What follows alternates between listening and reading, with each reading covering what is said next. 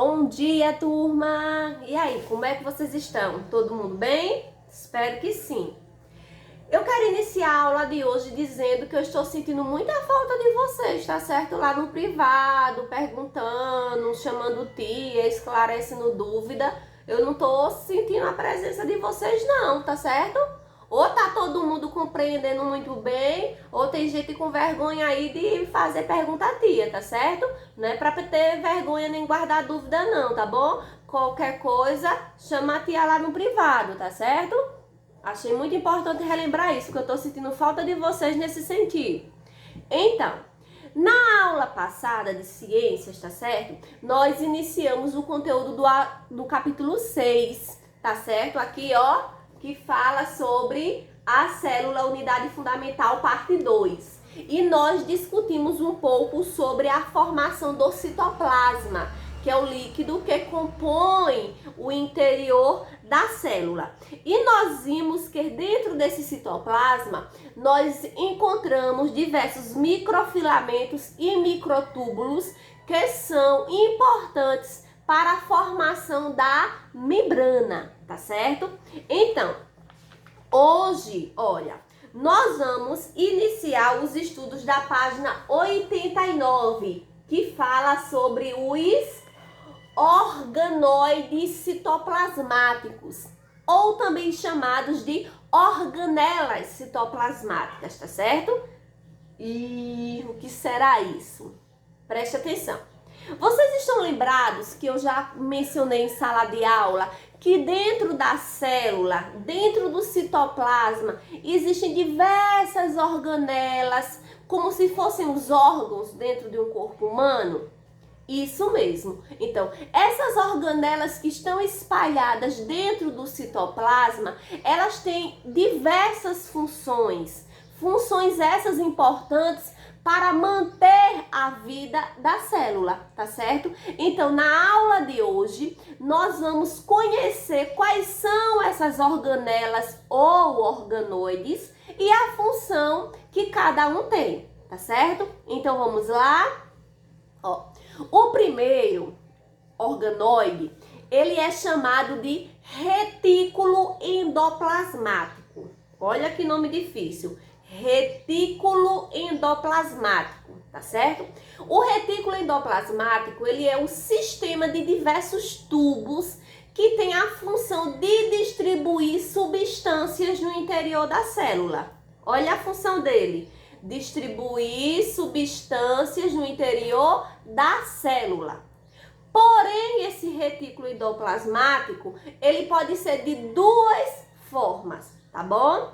Ele pode ser chamado de retículo endoplasmático granuloso e retículo endoplasmático não granuloso, tá certo? Então, vamos ver um a um. Primeiro, retículo endoplasmático granuloso. Ele é assim chamado porque ele possui estruturas, tá certo? Aderidas à sua superfície, chamadas de ribossomos. Este retículo, ele tem a função de produzir proteínas que são eliminadas pela célula, tá certo?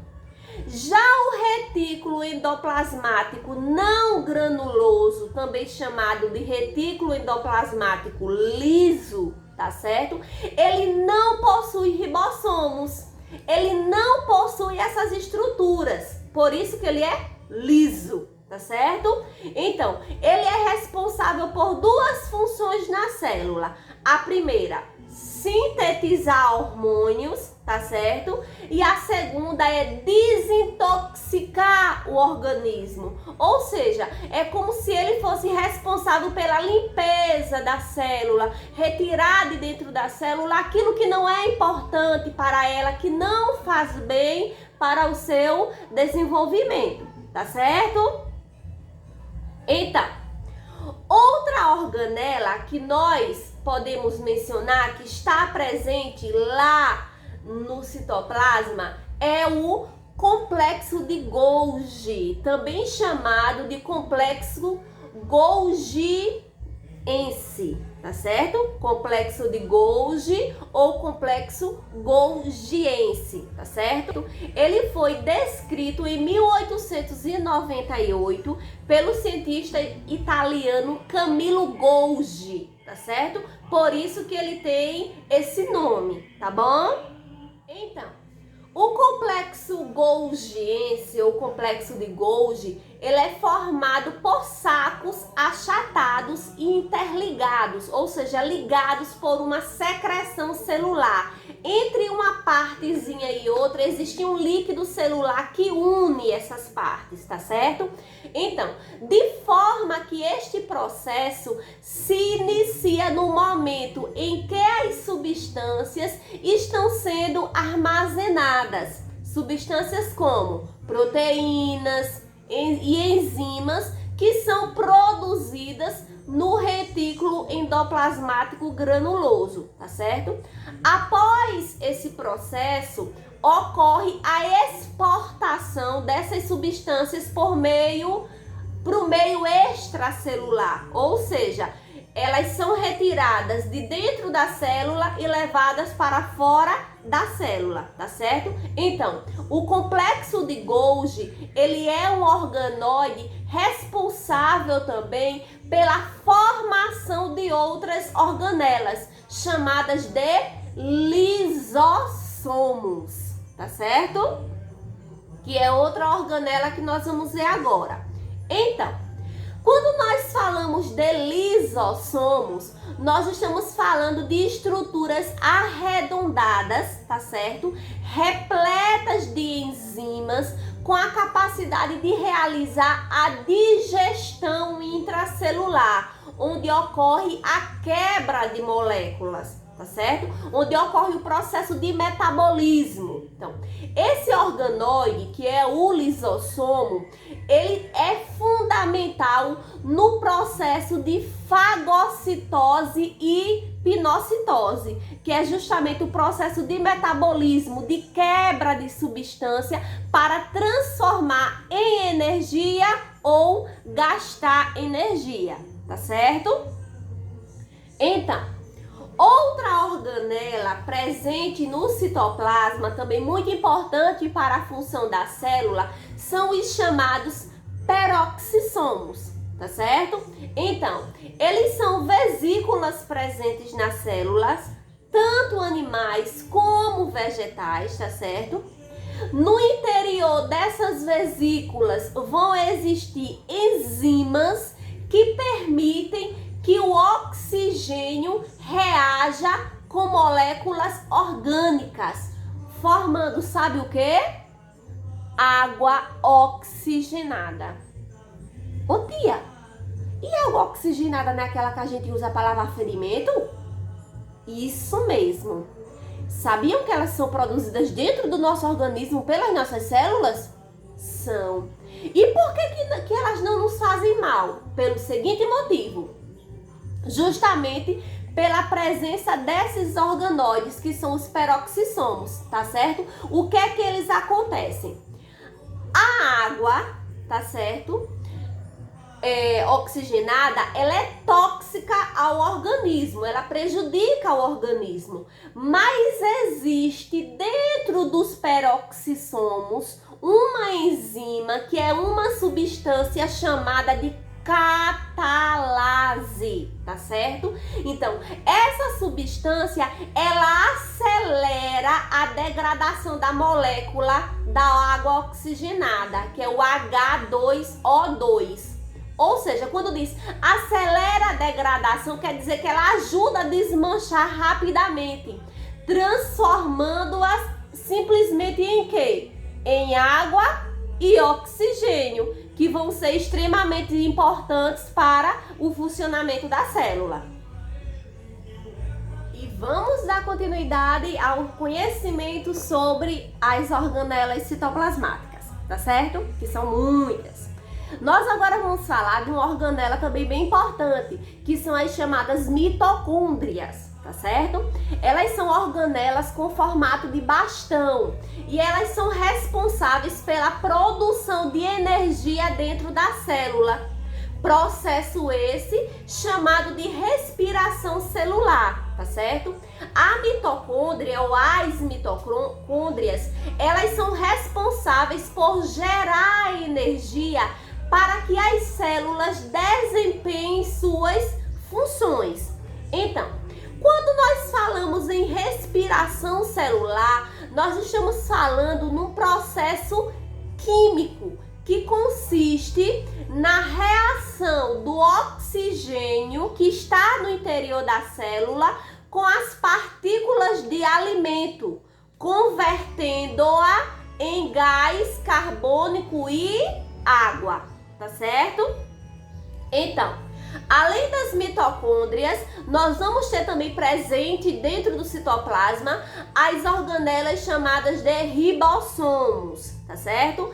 Eles estão presentes em todos os tipos de célula, tanto animais quanto vegetais, tá certo? E eles estão dispostos no citoplasma, estão espalhados no citoplasma, ligados ao retículo endoplasmático, tá certo? Ou até mesmo ligados às mitocôndrias. Os ribossomos, eles têm a função de sintetizar proteínas por meio da união dos aminoácidos, tá certo? Através do RNA, que é o ácido ribonucleico, que é fabricado no núcleo da célula, ou seja, é o material genético da célula, tá bom? Então, para que a gente possa concluir essa parte do estudo das organelas citoplasmáticas, tá certo? Faltam nós conhecermos a característica de 3 organóides. O primeiro é chamado de centríolo, tá certo? Ou centríolos. São organoides formados por tubos cilíndricos, ou seja, o formato de um cilindro, tá certo? Feitos de proteínas, tá bom? Então, eles estão localizados próximo ao núcleo, em uma região chamada de centrosomo, tá certo? Então, os centríolos, eles têm uma função muito importante no processo da divisão celular, auxiliando a separação dos cromossomos, sendo responsáveis pela origem dos cílios e flagelos, tá certo? Que são substâncias que nós vimos na aula passada que ajudam as células a se locomoverem, tá bom? Então, o outro organoide que nós vamos encontrar presente na célula são os cloroplastos, tá certo? Que vão estar presentes em células vegetais e em algumas algas, tá bom? Eles têm como função principal realizar a fotossíntese e a produção de energia. Lembrando que fotossíntese é o processo de produção natural de alimento que ocorre dentro desses organismos. Então, em células vegetais e presentes em algumas algas, tá certo? Essa função de realização da fotossíntese e produção de energia é realizada pelos cloroplastos, tá certo? Eles possuem DNA próprio, quer dizer que eles possuem um material genético próprio, facilitando assim a sua multiplicação, tá certo? Então, para poder finalizar essa parte do conteúdo sobre os organoides ou organelas citoplasmáticas, nós vamos ver a última, que é chamada de vacúolos, tá certo? Vacúolos. Então, são estruturas, tá bom? Revestidas por membranas que se originam a partir do retículo endoplasmático ou do complexo de Golgi, ou seja, elas podem surgir a partir do retículo endoplasmático ou complexo de Golgi que sofre uma mudança, tá certo? Gerando este outro organoide. Então, por possuir função diversa, função variada, ele recebe 3 classificações. A primeira vai ser vacúolo digestivo, tá certo? Que são presentes em células especializadas em realizar a fagocitose, que é o processo de metabolismo, de quebra de substâncias, tá bom? A segunda classificação é que eles podem ser chamados de vacúolos contráteis, tá certo? Eles vão ser mais presentes em espécies do tipo de protozoários, tá bom? Sendo responsáveis pelo equilíbrio hídrico celular, ou seja, eles vão ser responsáveis pela quantidade de água que vai ter dentro e fora dessas células. Eles mantêm esse equilíbrio dentro das células dos protozoários, tá certo? E por fim, a terceira classificação que esses vacúolos podem apresentar é que eles podem ser chamados de vacúolo de armazenamento, tá certo? Eles são encontrados em células vegetais, reservam substâncias e têm como função nutritiva, como carboidratos, proteínas, pigmentos e toxinas, tá certo? Eles armazenam essas substâncias que vão servir de nutrientes para o desenvolvimento e manutenção da vida da célula, tá certo? Então, para hoje, né, nós vamos ver só essa segunda parte do conteúdo do capítulo 6, tá bom? Que vai da página 89, tá ok? Até a página 96, tá certo? Que eu espero que vocês em casa façam a leitura com paciência, tá certo? Para poder compreender melhor, destaquem as partes em que está explicando a função de cada organoide desse. E em seguida vocês vão desenvolver uma atividade muito pequenininha, tá certo? São só 2 questões, que inicia-se na página 96 e termina na página 97, tá certo? Tchau, tchau e até mais!